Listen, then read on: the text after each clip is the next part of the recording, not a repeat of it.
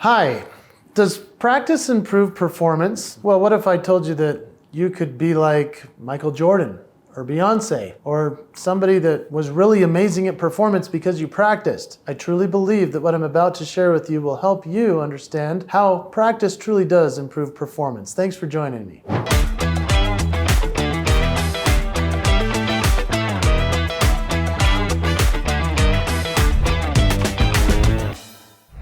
I have found that the secret to improving in performance is actually through practice. And that's been proven through history with the greatest legends of performance of all time. They all swear by practice. Here are some of the tips as to why and how practice should be a part of what you do every single day to improve your performance. First of all, though, you need to think about this. Practicing the right way improves performance, but practicing the wrong way makes you even worse at the thing you're trying to get better at.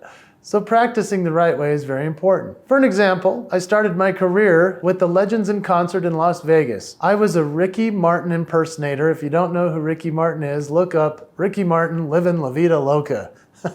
I got to impersonate him. I looked like him before I had a beard and glasses, but I was an impersonator, meaning I looked like him, I had to sound like him, I had to dress and dance like him. However, I found out really quickly that I was not as good as I thought I was because I had practiced so spasmodically at the dancing of Ricky Martin. It's almost funny to me now that I look back at it and think, I can't believe what a spaz I was. But I'll never forget when the director of the show saw me after the first show. She thought that I was going to be amazing at it because I looked so much like him, I moved like him, I dressed like him, I sang like him. But she came up to me after the show and very forthrightly said, "You're a spaz, and you look spazzy up there. Ricky Martin is suave. Ricky Martin is sexy. You're a spaz. What have you been practicing?" And so all I'm saying is I practiced the wrong thing. I had a hard time being less spazzy as a Ricky Martin impersonator. Now that might sound like the weirdest example you've ever heard, but it's a real thing. I have so much energy, I wanted to give 100%. I was doing way more than I should have. When I pulled it back to about 50%, maybe even 30% of what I was giving, they said, "Oh, you found the sweet spot." But I had to then practice not being a spaz. There's another example, whether it's performance on stage or shooting a basketball. If you've ever shot a basketball or if you've watched somebody shoot a basketball, you know that there are different techniques to getting the ball in the hoop. But if you're somebody who's practiced shooting baskets, you know that there are kids that learn how to do it by throwing it up with both hands, and that's a problem, versus throwing it up with just one hand and having this as a guide. There are a lot of coaches that spend a lot of time trying to fix someone who learned when they were little how to push the ball up into the hoop versus how to shoot it properly with the proper form. You don't want to have to fix all of the things you've practiced for so long, but once you start to commit to basketball as one example, learn the proper shooting form and practice that every single day. Number one, perfect practice makes improved performance. Make sure that you practice as best as possible as if you are doing the performance. The more you do that, the better you'll be in your performance. For example, perfect practice improves your performance, meaning I have learned the piano through the years being self-taught. Now, self-taught is kind of a tricky thing because I can get through a lot of songs, but that doesn't mean I play them properly or well. Recently, I've just booked a humongous show opportunity where I get to play the tribute songs of Billy Joel and Elton John, and I am so excited about it. However, now I have to practice perfectly because I have to figure out all of the pieces on the piano that I've always just kind of chopped my way through as a self-learner. Now I'm having to go back through and learn every single song note by note. It is a really interesting experience. I actually enjoy it a lot, but I wish I would have practiced perfectly at the beginning rather than just chop through it. And so if you're a speaker, I also made a video about the importance of practice, and all you have to do is type in here on the search on this very channel the following title: How long before a speech should you begin practicing? If you think about how long before a speech you should begin practicing, it's up to you as far as how much you feel like you really need, but in reality, there's a lot going on right there that you need to consider for yourself because practice does make perfect, but it also can make imperfect. So make sure you practice and go check out that video. Does practice improve performance? Well, consider the Olympics. Yeah, that's the second one I want to talk about. Olympic athletes get one shot on one stage. So what do? They practice like crazy. I know Olympic athletes that I grew up with, and they were on the ski team because I grew up in Park City, Utah, where the ski team was based for the Olympics, for the US. These guys had to get up at 4 a.m. and practice over and over the same thing a million times. There are stories of legends like Michael Phelps, the most decorated Olympic athlete of all time, who was a swimmer. His coach would force him to practice the same thing over and over as if they were in a race. His coach would even make him mentally tough, and we're going to talk about that in a minute, but let me give you the example. His coach would actually tell him, put water in your goggles and then do this course.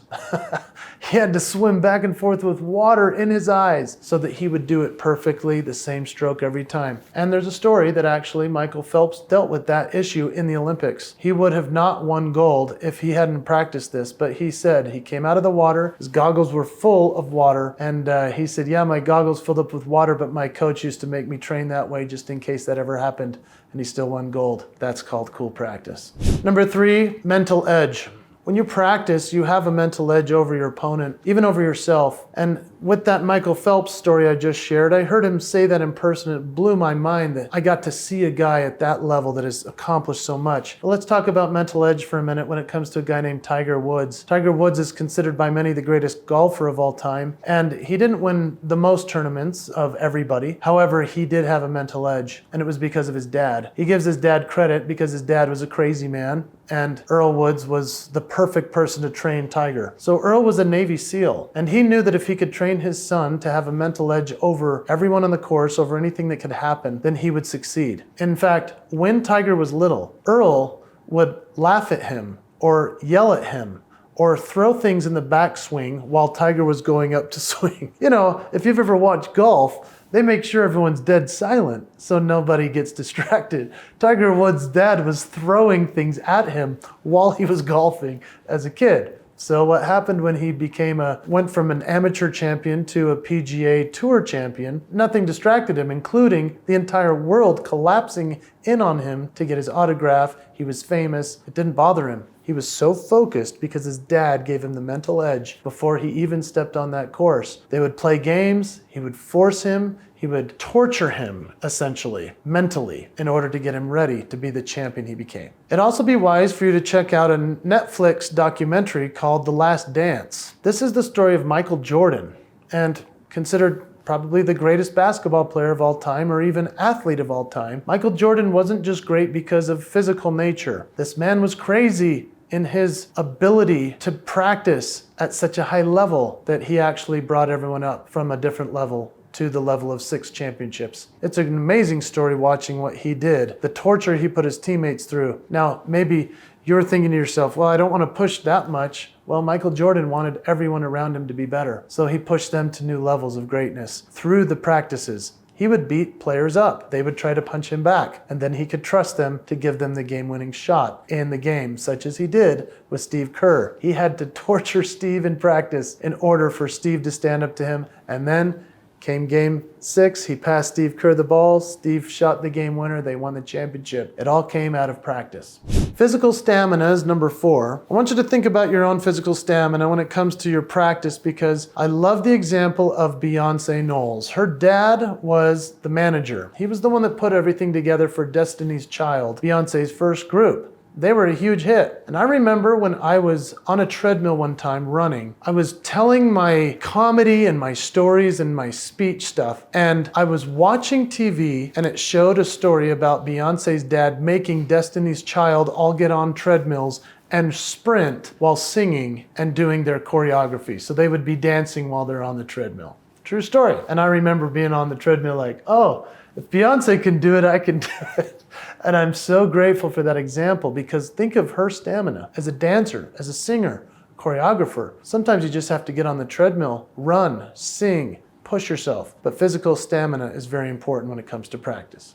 Number 5 is memory. Yeah, when it comes to practice, hey, memory is very important. There's a man named Von J. Featherstone, one of my favorite speakers of all time. I remember asking his grandson, how did he become such a great speaker? He said, I remember going to Grandpa's house. I would walk in and his office was right by the front door, and we could hear him because the door was closed. He was going over poems and quotes and sayings over and over again until he could say it without thinking about it. He was practicing before his big speeches. Memory is very important when it comes to practice. So here's a bonus tip. I'd like to also clarify that even though I did say, you don't want to practice things imperfectly, well, I also do recommend that you try a little bit of everything in terms of trying to get better at something. Just start going for it. See what you're good at. And the more you practice, the better you'll become. Once you start to go down that path, that's when you want to perfect the practice. But don't let failing at the beginning stop you. Just because you're not good at it right away, maybe you will get better at it. Just because you shoot the basketball from here at first, eventually you can move it to a better spot. And so never stop trying, never stop working at it. I hope that you'll put in the comments below some of the ways that practice has helped you. What sports or instruments or performances have you had that have been something that you've done that practice has helped you with? I appreciate you interacting with me. I'll reply to your comment, and I'd love if you'd subscribe here as well. Thanks for joining me today.